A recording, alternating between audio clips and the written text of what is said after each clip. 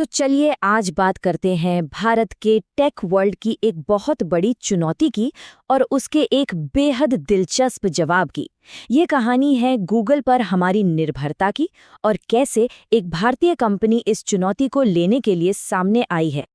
1 minute के लिए सोचिए, सुबह उठने से लेकर रात को सोने तक हमारी डिजिटल जिंदगी, हमारी पूरी डिजिटल दुनिया, आखिर उसे कंट्रोल कौन कर रहा है? चलिए इसको थोड़ा और गहराई से समझते हैं। हम जो वीडियो देखते हैं यूट्यूब पर, जो ऐप्स डाउनलोड करते हैं प्ले स्टोर से, और हमारे हाथ में जो फ़ोन है ज़्यादातर एंड्रॉयड पर चलता है। और ये सब YouTube, play store, Android, Gmail, ये सब एक ही विदेशी कंपनी का है, गूगल। मतलब सोचिए ज़रा, हमारी रोज़मर्रा की डिजिटल ज़िंदगी पर इनका कितना गहरा कंट्रोल है।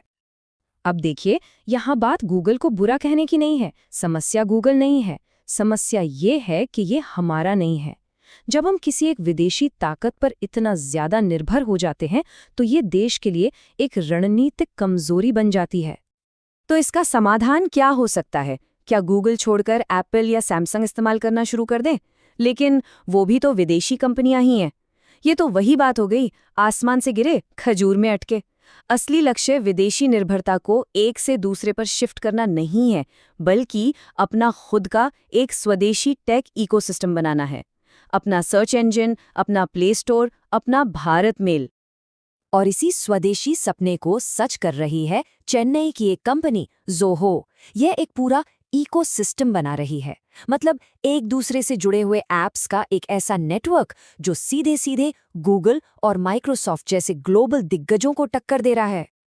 जैसे कि व्हाट्सएप के मुकाबले में ज़ोहो ने लॉन्च किया है आरताई, जिसे अपना देसी व्हाट्सएप कहा जा सकता है।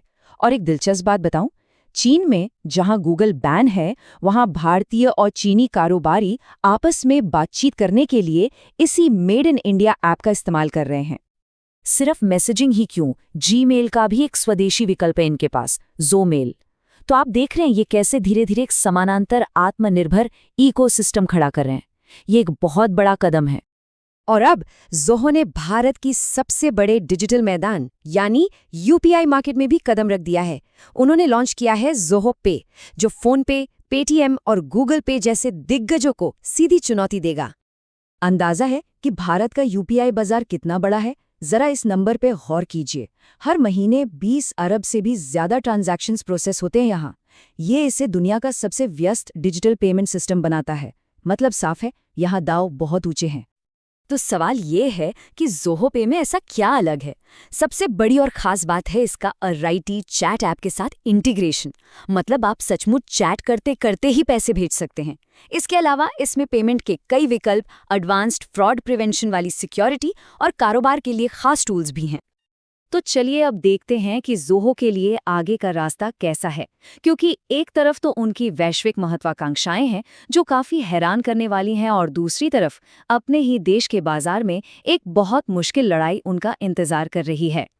ये सुनकर शायद थोड़ा अजीब लगे, लेकिन चीन, जहां गूगल पूरी तरह से बैन है, वहां शंघाई की बसों, मॉल्स और स्टेशनों पर एक भारतीय टेक कंपनी के विज्ञापन लगे हैं, ज़ोहो के।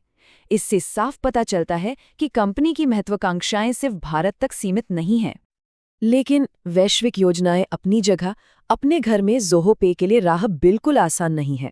यहाँ उनका मुकाबला है फ़ोन पे, गूगल पे और पेटीएम जैसे खिलाड़ियों से, जिन्होंने बाजार में पहले से ही अपनी जड़ें जमा रखी हैं। ये एक बहुत बहुत बड़ी चुनौती होने वाली है। तो ज़ोहो की ये जो पूरी कोशिश है, ये स्वदेशी टेक के विचार को दर्शाती है। इसका सीधा सा मतलब है ऐसी टेक्नोलॉजी और डिजिटल इंफ्रास्ट्रक्चर बनाना जो भारत में ही बने, भारत के लिए बने, ताकि हम आत्मनिर्भर बन सकें और विदेशी कंपनियों पर निर्भर न रहें। तो आखिर में सवाल यही उठता है, क्या ज़ोहो जैसी कंपनियां भारत के आत्मनिर्भर तकनीकी भविष्य की शुरुआत कर रही हैं? ये जो हो रहा है, ये सिर्फ एक कंपनी का कदम नहीं है, बल्कि ये भारत के डिजिटल आज़ादी की तरफ एक बहुत महत्वपूर्ण इशारा हो सकता है। सोचने वाली बात है।